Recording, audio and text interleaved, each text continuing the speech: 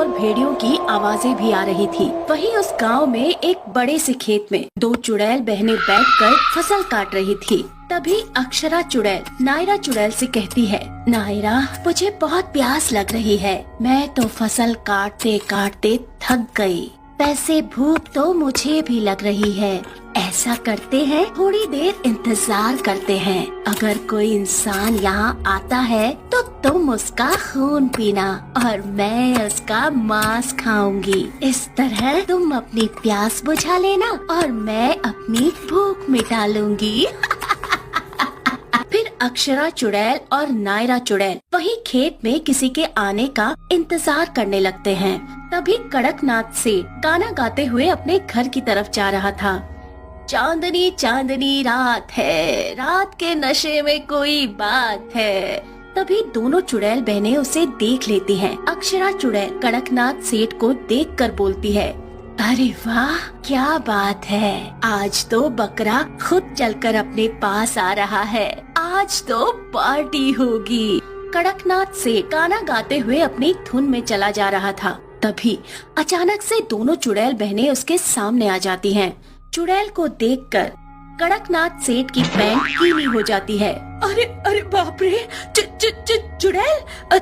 चुड़ैल जी, मुझे जाने दो। मेरे दो छोटे छोटे बच्चे हैं। मुझे पता होता कि आप मेरे खेत में आराम कर रही हैं तो मैं गलती से भी यहाँ नहीं आता। नहीं कड़कनाथ सेठ, मैं तुझे नहीं छोड़ सकती क्योंकि मेरी बहन को बहुत प्यास लगी है और मैं उसकी प्यास तेरे खून से बुझाऊंगी। और वैसे भी तुम मुझे कैसे भूल सकते हो? मैं वही हूँ जिसको तूने अपनी फसल काटने को दी थी। इतना कहकर वो चुड़ैल कड़कनाथ सेठ को मार देती है। फिर वो दोनों चुड़ैल उसका मांस खाने लगती हैं।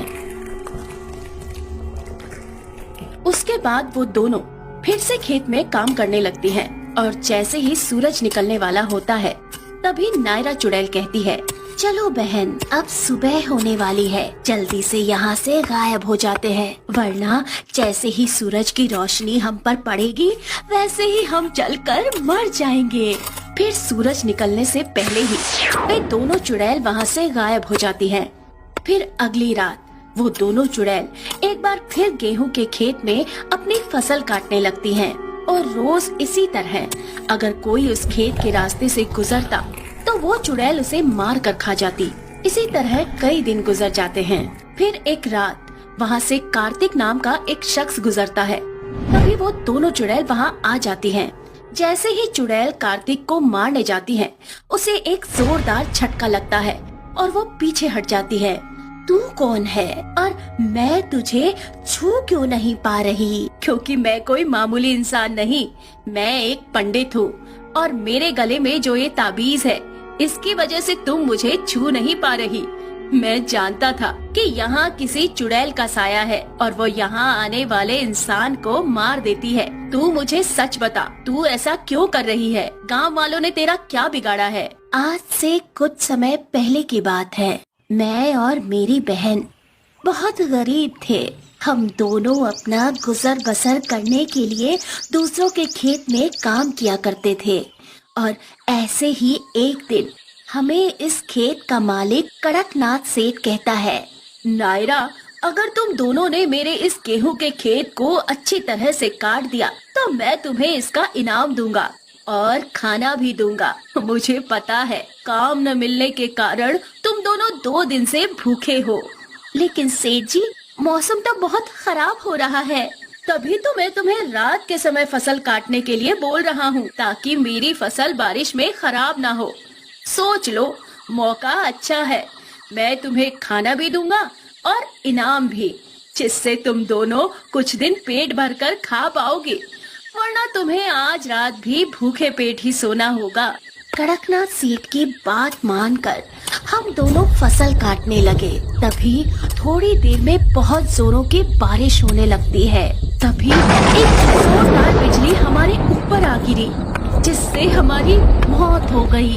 उसके बाद हम दोनों चुड़ैल बन गए और इस खेत के मालिक को मार दिया। हमने हमारा बदला तो ले लिया, लेकिन अब हमें इंसानों को मारने में बड़ा मजा आ रहा है और अब हम इस खेत से कहीं नहीं जाएंगे। वो दोनों चुड़ैल बहनें कार्तिक को जब अपनी कहानी बता रही थी, तभी सुबह हो जाती है और सूरज की किरणें जैसे ही उन पर पड़ती है, वैसे ही दोनों बहनें जलने लगती हैं। तूने अपनी बातों में फंसाकर हमें धोखे से जला दिया, लेकिन याद रहे हम वापस आएंगे। इतना कहकर वो दोनों चुड़ैल बहनें जलकर राख हो जाती हैं और गांव वालों को उनसे छुटकारा मिल जाता है।